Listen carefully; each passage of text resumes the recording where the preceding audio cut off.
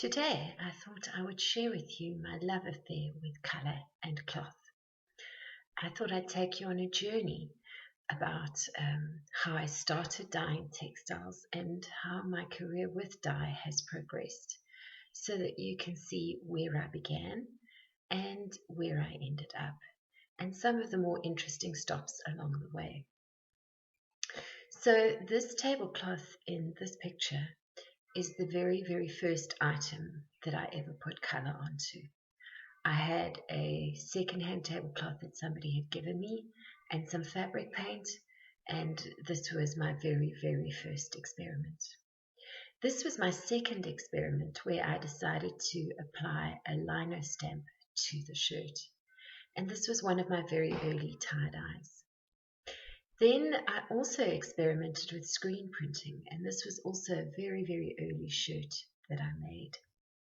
As you can see, I wasn't that proficient with the tie-dye, but I made it, I sold it, and I made some more garments. This was a skirt that I inherited from my sister that I also decided to tie-dye. Along the way, I would make garments that I liked so much I'd wear them myself.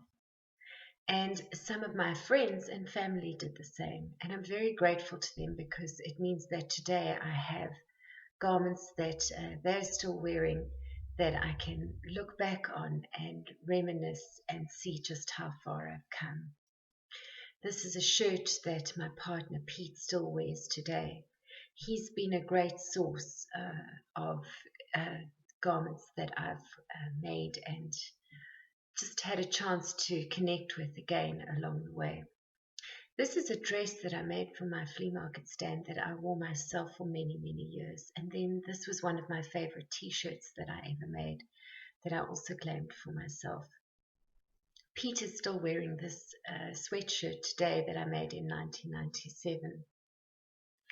I love to experiment with color, and these are some fabrics that I made in 1997 that Pete is still using in his home today. And I love to see them. They're like old friends. And I'm very excited to see that the colors have endured for many, many years. In spite of washing and use, they've remained vibrant and colorful. One of the things that I sold a lot of at the markets in the 1990s was these bell-bottom trousers. A fashion designer who I worked with would stitch them up, and I would dye them and then sell them. And these are a couple of Pete's favorite pairs that he likes to wear when he plays at gigs. He's a musician and occasionally he plays in bands, and then he likes to dig these out to wear. This is what my flea market stand looked like in 1997. Then my dad was always very proud of what I did, and along the way I made this shirt for him that he could enjoy.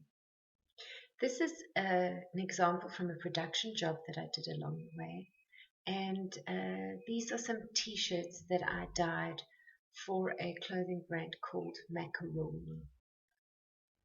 I love to work on t-shirts, but I also love to work on scarves, and I would actually dye anything I could lay my hands on.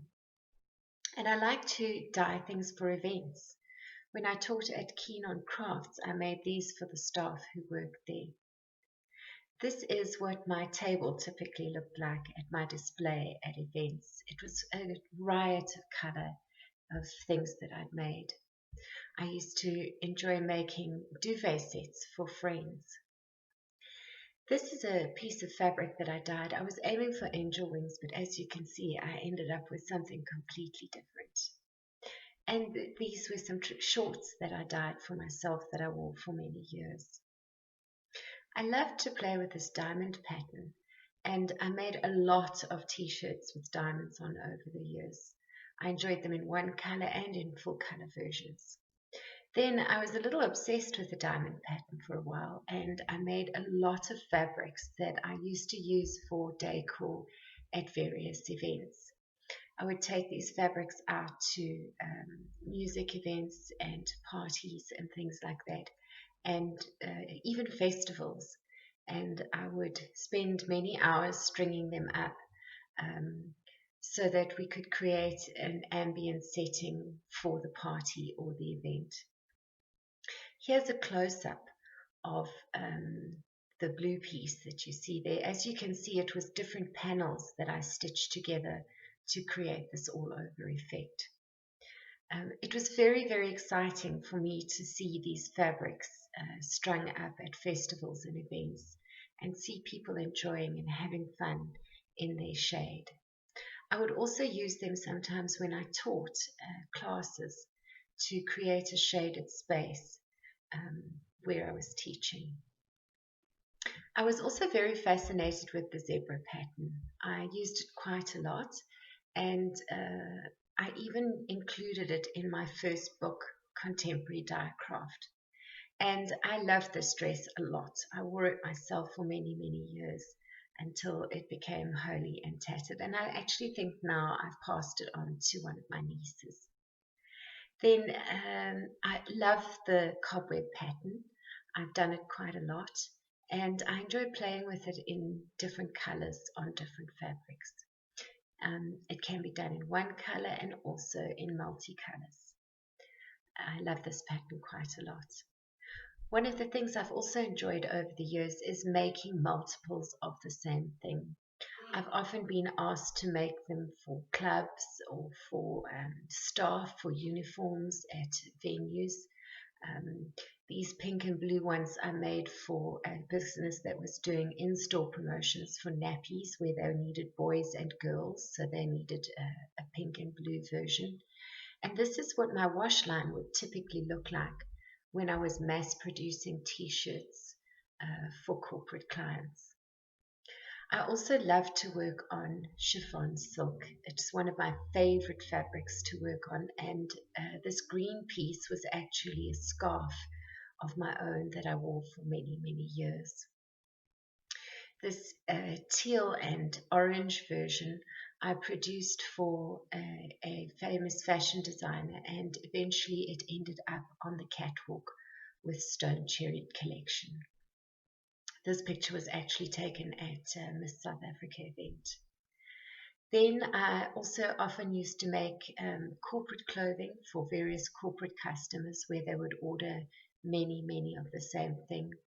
And this piece of fabric here I produced for a fashion designer who wanted something special for a men's shirt.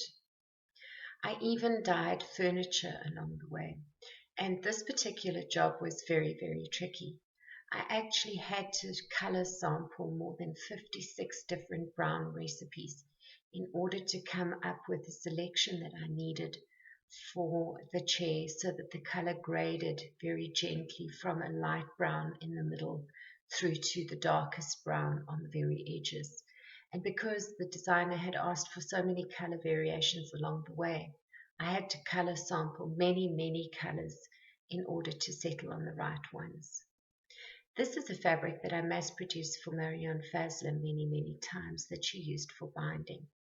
And this is a bamboo fabric. I love to experiment on different kinds of fabric with similar patterns.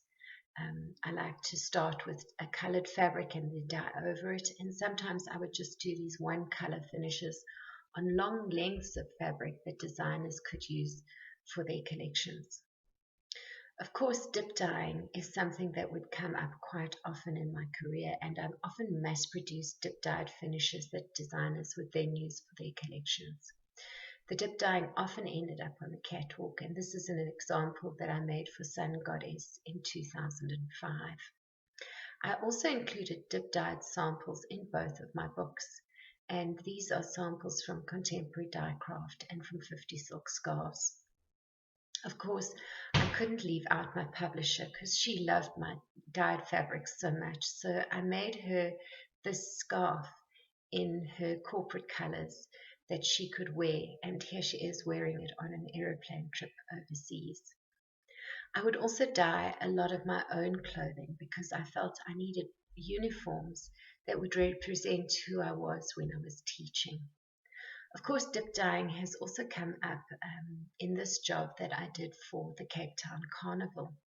I was asked to come in as an expert and dip dye these fabrics that they had planned for this wonderful moving sculpture. And this was one of my very favorite jobs that I ever worked on. It was a lot of fun to make these fabrics and then see them at Carnival under all the lights in the procession. I was also asked to collaborate with these fabrics for this particular float that I found very, very, very beautiful. It was so exciting to see these rolling down the street. And then I've also dyed fabrics for various stage performances, which is also very, very exciting. This fabric I dyed for an interior decor client, and these cushion covers went all the way to North Island in the Seychelles to a very, very fancy venue there.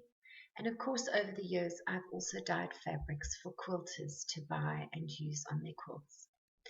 I love to experiment with different methods, and when I was teaching at Baobab Batik in Swaziland, I made my own leggings.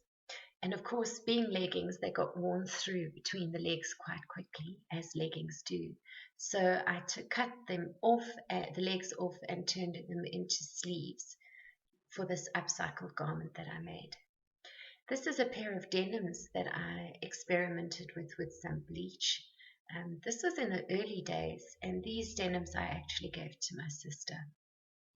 I have also experimented with dyeing leather, and leather is very, very interesting to dye, but also quite tricky because it becomes quite stiffened with the process.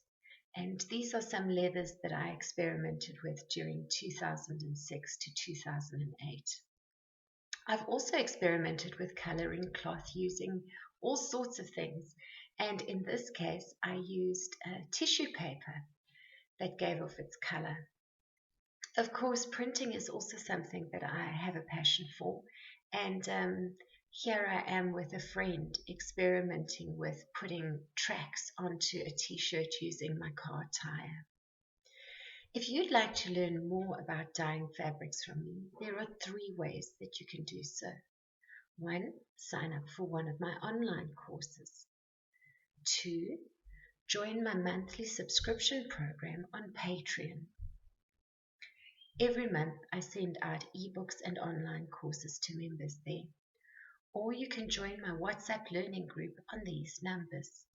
I'd love to connect with you. If you enjoyed this video, please would you share it with your friends?